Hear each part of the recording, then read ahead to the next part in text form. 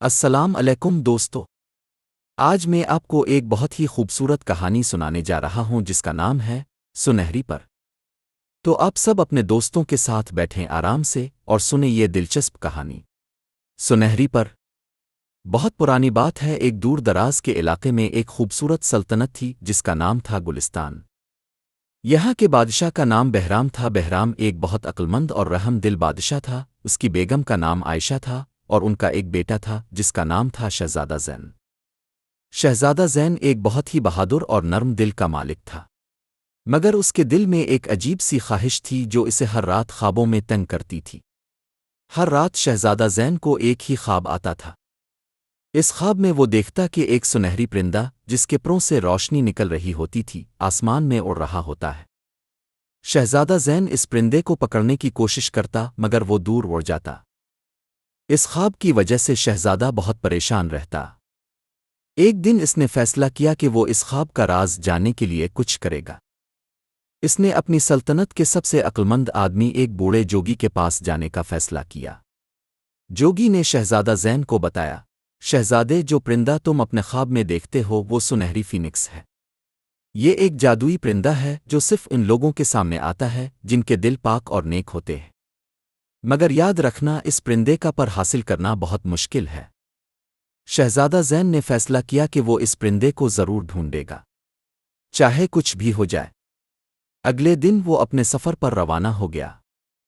شہزادہ زین نے اپنے وفادار گھوڑے پر سوار ہو کر سفر شروع کیا۔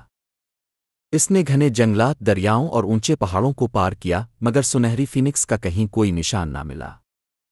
ایک دن شام کے وقت اس نے ایک بوڑھے آدمی کو راستے کے کنارے بیٹھا دیکھا۔ بوڑھا آدمی بہت کمزور لگ رہا تھا۔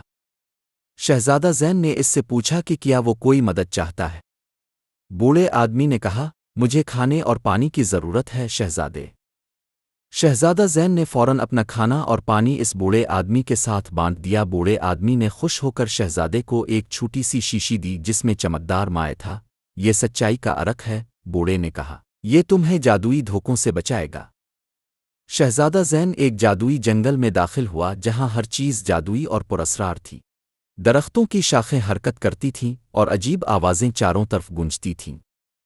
اچانک راستہ 3 حصوں میں بٹ گیا اور اس کے سامنے 3 خوبصورت عورتیں نمودار ہوئیں۔ وہ سب شہزادے کو مختلف راستوں پر لے جانے کی کوشش کرنے لگے۔ شہزادہ زین سوچ میں پڑ گیا کہ کس پر بھروسہ کرے۔ اسے یاد آیا کہ اس کے پاس سچائی کا عرق ہے۔ اس نے شیشی کا مائع پیا اور فوراً سچائی سامنے آ گئی۔ اس نے اصلی راستہ سمجھ لیا اور اس کی پیروی کی۔ آخر کار شہزادہ زین ایک خوبصورت جگہ پر پہنچا جہاں ایک قدیم درخت تھا اور اس پر سنہری فینکس بیٹھا تھا۔ پرندہ بہت خوبصورت تھا، اس کے پروں سے روشنی نکل رہی تھی۔ فینکس نے شہزادہ زین کو دیکھا اور کہا، شہزادے، اگر تمہیں میرا سنہری پر چاہیے تو تمہیں پہلے میرے سوالوں کا جواب دینا ہوگا۔ شہزادہ زین نے تیار ہو کر جواب دیا کہ وہ ہر آزمائش کے لیے تیار ہے۔ فینکس نے پہلا سوال پوچھا، وہ کیا ہے جو بولے بغیر بولتا ہے، سنتا ہے بغیر کانوں کے؟ شہزادے نے تھوڑی دیر سوچا اور پھر کہا، گونج۔ فینکس نے سر ہلا کر کہا، صحیح جواب۔ دوسرا سوال تھا، میں زندہ نہیں ہوں مگر بڑھتا ہوں، میرا جسم نہیں مگر ہوا کے بغیر نہیں جی سکتا، پانی مجھے مار دیتا ہے۔ شہزادے نے سوچا اور کہا، آگ۔ فینکس نے پھر سر ہلا کر کہا، صحیح جواب۔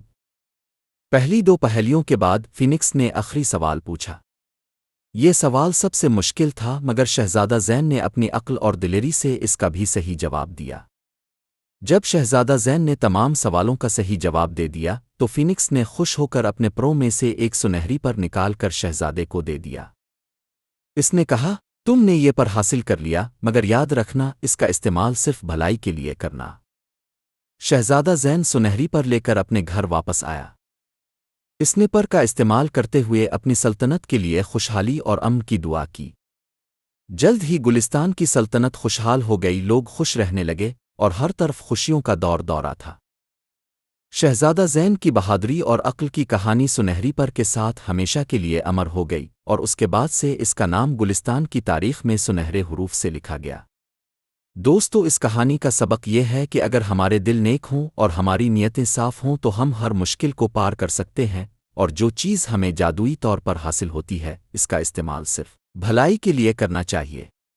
اگر آپ کو یہ کہانی پسند آئی ہو تو ہمارے چینل کو سبسکرائب کریں اور اس کہانی کو اپنے دوستوں کے ساتھ ضرور شیئر کریں۔